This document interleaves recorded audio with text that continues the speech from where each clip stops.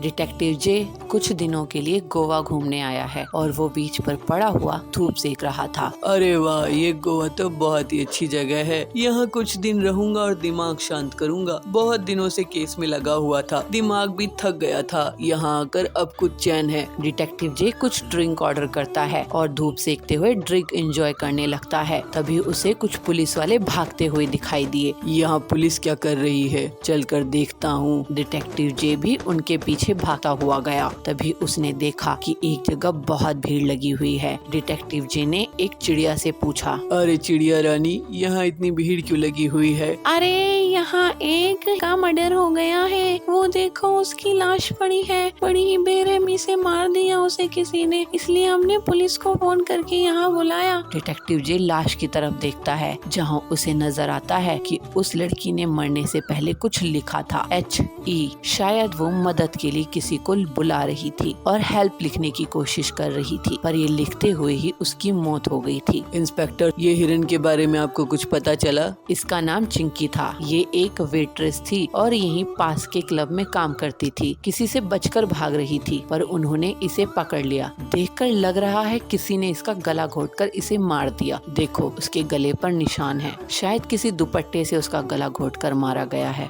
Okay, आपको किसी पर शक है क्या? हाँ, पूछताछ में पता चला है कि कल ये लड़की 3 लड़कों से मिली थी। शक की सुई उन्हीं लड़कों पर जा रही है, पर पता नहीं उन तीनों में से कातिल कौन है। कोई भी कुछ बोलने को तैयार नहीं है। ठीक है, मैं भी पता करता हूँ। डिटेक्टिव जे ने उन लड़कों का पता लगाया और एक एक करके उनसे बात की। पहले लड़के का नाम जॉय था। डिटेक्टिव जे ने उससे पूछा तो उसने कहा, नहीं सर, मैंने कुछ नहीं किया है। तो तुम किस लिए उससे मिले थे? सर, मैंने कल उसे एक ड्रिंक लेकर दी थी, उसके अलावा कुछ नहीं। बस 5 मिनट के लिए ही हमारी मुलाकात हुई थी, उससे ज्यादा भी नहीं, क्योंकि उसको जल्दी थी इसलिए वो चली गई थी। सर, मैं नहीं जानता कि उसका खून किसने किया। सर, मुझे नहीं पता। डिटेक्टिव जे फिर सैम के पास गया और उससे भी वही सवाल पूछा। सर, मैं तो उसके साथ काम करता था, लेकिन हाँ, कल वो हेमल के साथ बाहर गई थी। उसके बाद क्या हुआ मुझे नहीं पता सर। इसके बाद डिटेक्टिव जे हेमल के पास गया और उससे भी यही सवाल पूछा। सर, सैम ने आपसे जो कुछ भी कहा वो सब झूठ है। मैं तो कल जल्दी ही घर चला गया था। उसके बाद क्या हुआ और क्या नहीं और किसने चिंकी का मर्डर किया मुझे नहीं पता। आप लोग खामखा मुझे इस केस के अंदर फंसा रहे हो। मैं तो कुछ जानता भी नहीं हूँ। डिटेक्टिव जे तीनों से बात कर चुका था, पर उसे अभी भी कुछ समझ में नहीं आ रहा था कि कौन सच कह रहा है और कौन झूठ। पर उसने केस को अच्छे से ऑब्जर्व किया और अपने दिमाग पर जोर डाला तो उसे याद आया कि चिंकी ने मरते वक्त कुछ लिखा था, HE।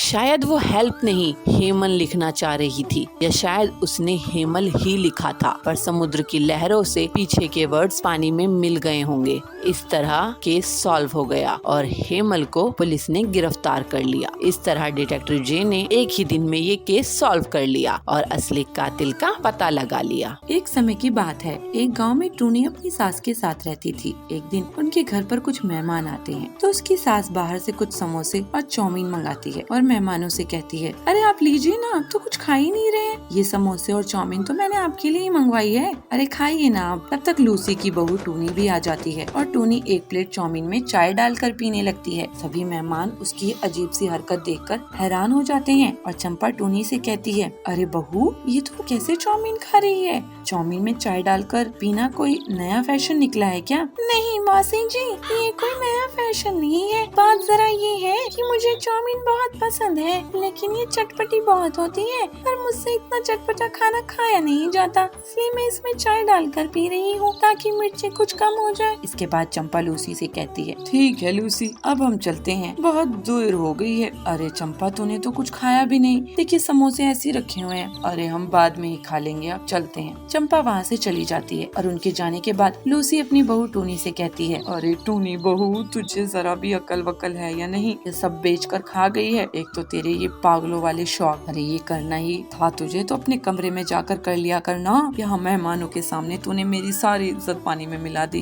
अरे माँ माँ जी आप तो जानती है ना मुझे गीली चाउमीन कितनी पसंद है। ऐसे ही एक दिन टूनी का पति कालू टूनी से कहता है, टोनी, कल मेरे एक दोस्त का जन्मदिन है और उसने तुम्हें और मुझे पार्टी में इनवाइट किया है। कल तुम तैयार रहना, हम दोनों साथ चलेंगे। ठीक है जी।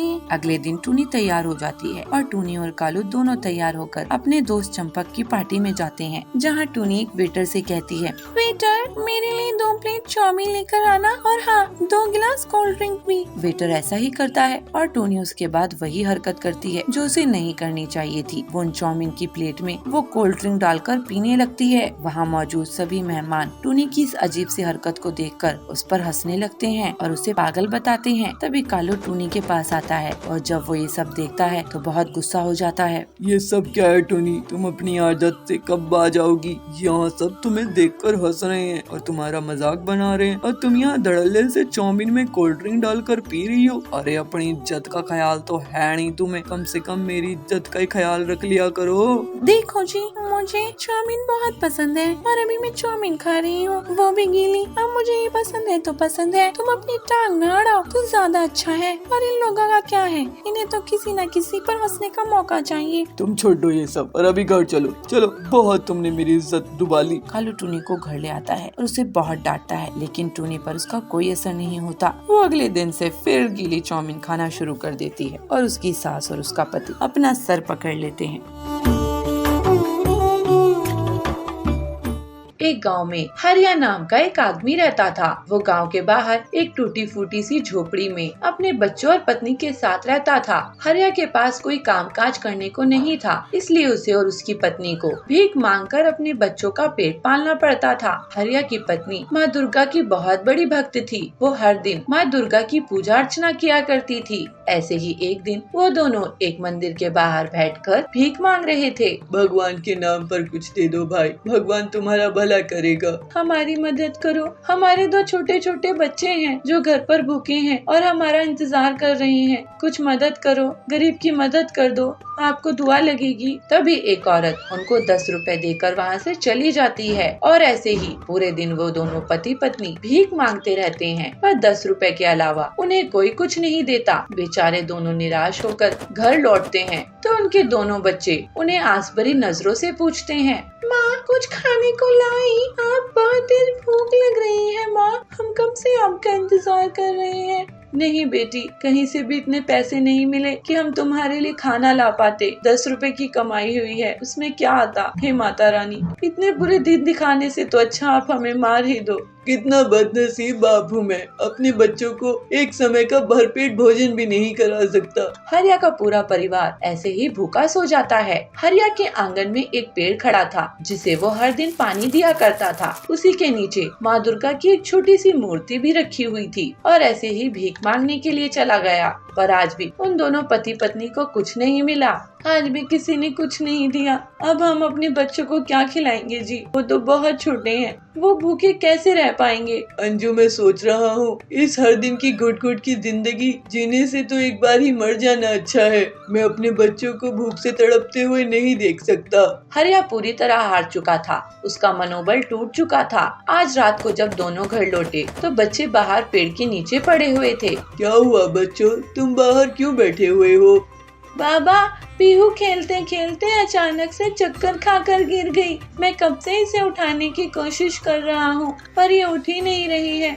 हे माता रानी, ये सब भूख के कारण ही हुआ है। मेरी छोटी सी बच्ची 2 दिन से भूखी है। पूरा परिवार दुखी हो चुका था। तभी हरिया एक जहर की बोतल निकालता है। अब हम इस सब चीज पी लेंगे और इस दुख से मुक्ति मिल जाएगी। हरिया जैसे ही उस जहर को पीने को होता है तभी वहाँ देवी दुर्गा प्रकट होती हैं। हरिया, तुम ये क्या करने जा रहे हो पुत्र? जिंदगी बहुत मुश्किल से मिलती है, तुम्हें ऐसे ही उसे खत्म करने के बारे में नहीं सोचना चाहिए। तो क्या करूँ माता रानी, ये घुट घुट कर मरते रहूं, अपने बच्चों को ऐसे तड़पते हुए देखते रहूं? उसका भी हल है मेरे पास। ये पेड़, इसे भी तुम्हारी बहुत चिंता है। आज तुमने इसे पानी नहीं दिया, इसलिए इसने मुझसे कहा कि माता रानी, हरिया सच में बहुत दुख में है, हमें उसके लिए कुछ करना चाहिए। तो हरिया, मैं इस पेड़ को जादुई खाने देने वाला पेड़ बना रही हूँ। आज से तुम्हें ये पेड़ बहुत सारा खाना देगा और तुम्हें और तुम्हारे बच्चों को कभी भूखा नहीं रहना पड़ेगा। ऐसा कहकर माता दुर्गा अंतर्ध्यान हो गयी और उस पेड़ पर देखते ही देखते बहुत प्रकार के भोजन लग गए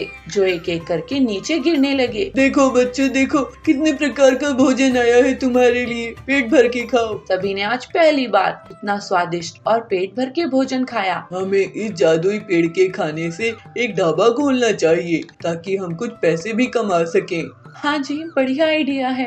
अब दोनों ने उस जादुई खाने के पेड़ से खाना लेकर लोगों को बेचना शुरू कर दिया। खाना बहुत ही सस्ता और स्वादिष्ट था, इसलिए सभी उनका खाना खाने आते थे और इस तरह उस जादुई पेड़ के खाने की मदद से उन्हें ना तो खाने और ना पैसों की कमी रही। अब उनके पास ऐशो आराम की हर चीज थी।